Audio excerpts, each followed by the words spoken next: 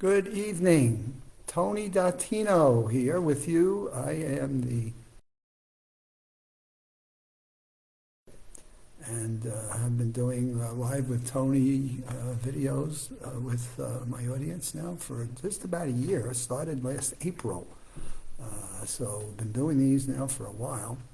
And I enjoy doing them. I now do them Monday, Wednesday, and Fridays. And I wanted to share with you, obviously, the continuation of what we are continuing to deal with during these times of COVID and what we can do about it. And so, as those of you that know me, I do lots of reading. I subscribe to lots of different science magazines and business publications, and I want to just go back. New Scientist magazines, it's talking about what we found was shocking. Stress levels of burned out parents were higher than those of people in severe pain. So we have parents that are suffering because they've got their own work and then they have their own parents. So we're looking at grandparents of their kids. They're looking at their work and they're looking at finances, and it's just boom. It's just falling on their shoulders, and how do they deal with it all? What can we do with these real challenges that we're facing that builds real levels of stress and isolation? And my goodness, is there an end in sight? And we pray that the vaccines are going to help us, and we're looking for that report that says, hey, this is all going to be in the past. And, so what's happening? So what's happening is parents are getting burnt out. And I see the upside, the other side of that, not the upside of being burnt out. I see the result of that. I took a ride, live in Orlando, took a ride over to their outside shopping market called Disney Springs this past Monday. And went and parked in the garage. And there are families just parking cars, for mom, dad, two kids, mom, dad, but looks like their parents just lining up to get into Disney Springs, which is a large Disney shopping area that has free parking, and you can freely walk until you go into a store and then start paying for whatever they have. But I went to park the car, wanted to go there and do a little bit of walking about their property, and stayed in the car and said, going back home. Why would I say that? Well, lots and lots of people just lined up in the temperature check station, going through security, just backed up, hundreds of people. And though I've gotten the vaccine, still not looking to go mingle with hundreds and hundreds of people all queued up into an area. Now, what's the point to this? Parents are burned out. Mom, dad with the kids, going to Disney Springs. People are just looking to break out. I see it in the neighborhood schools when I take my run in the morning into schools. Kids are just breaking out. I watched the Arnold Palmer golf tournament, live 10 minutes from the golf course here in Florida.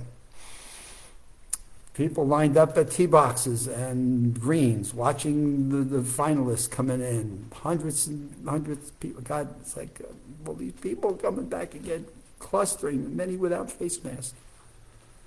People are just feeling locked up, and they feel like they're in cages, and they're just looking to break out.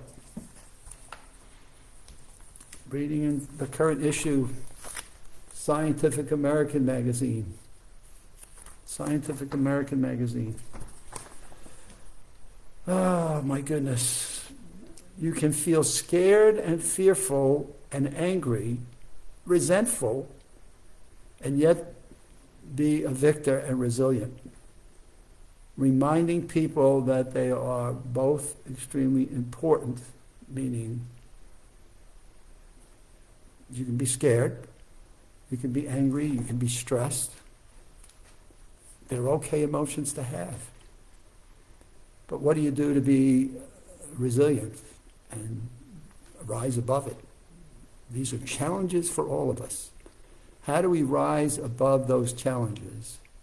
If I can get this little curl out of my hair. How do we rise above the challenges and be a victor of it?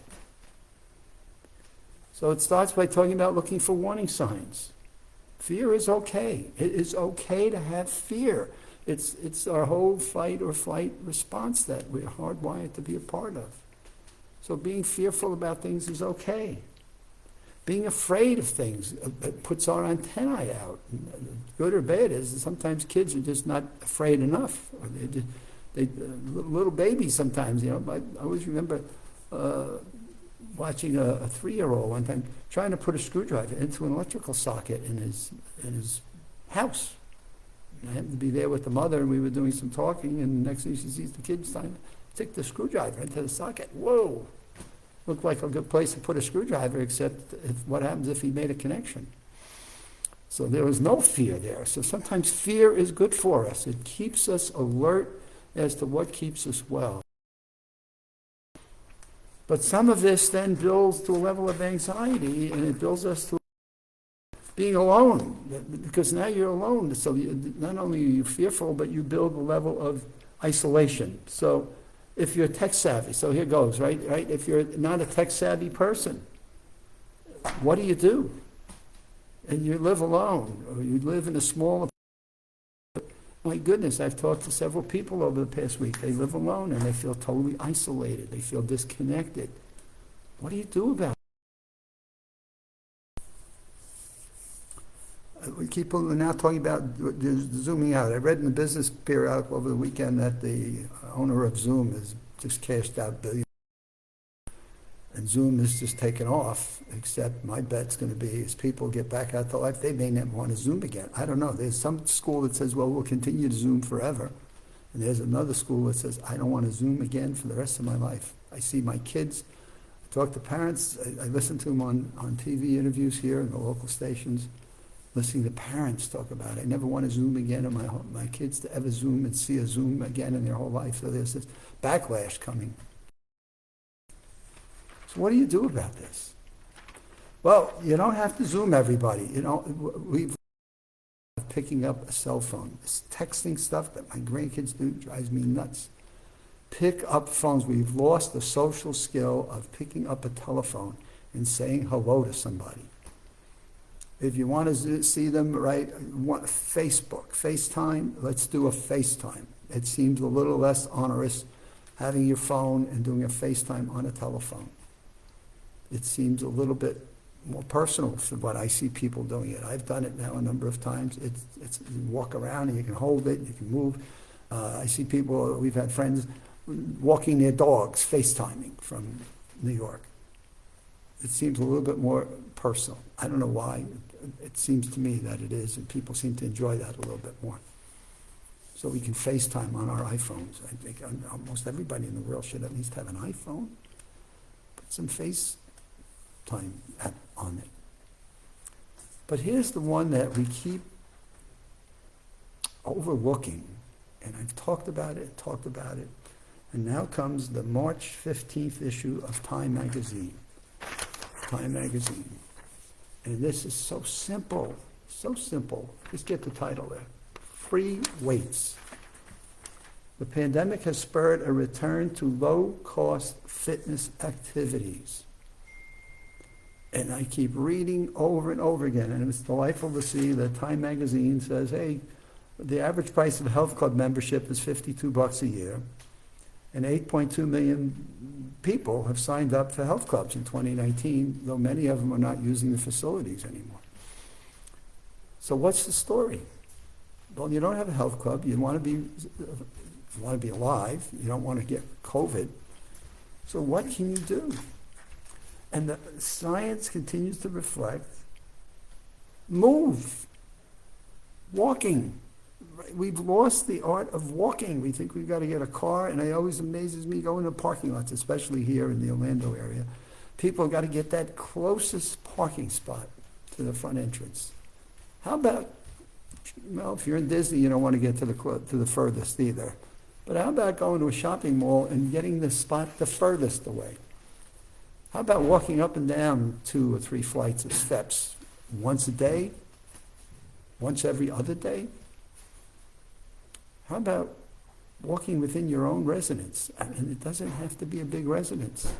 going from one end to the other and making it a walking trip. Just getting off your backside and walking about. I just recently read a science article that talked about even getting up for 5 minutes before bedtime and just walking about your house for 5 minutes helps process any of the glucose that you may have in your body system and just helps move it out. Preventing diabetes and helping with early diabetes. So here's the article, right? Free weights. What do you got to do with free weights? Getting up out of a chair 5 times. Just get up out of a chair. Simple. I'm in a chair. Just get up out of a chair without using your hands. Do that 5 times. And you're helping with your thigh muscles. You're helping with your stomach muscles. And you're also helping a bit with your aerobic. Just do that 5 times, sitting in a chair. Not holding on to the arms. Nope. You can't hold on to the arms. You want to just get up and move. You have a bottle of 16 ounces of water. Just move those bottles. Alternate them. Alternate swinging with your arms. Do something to activate your body's aerobic and anaerobic systems. And let the physical act of moving help change the whole chemistry of your body systems. This talks about getting those elastic bands.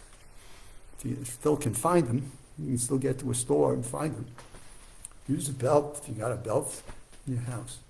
Anything that causes you to have to exert your own body's force against itself.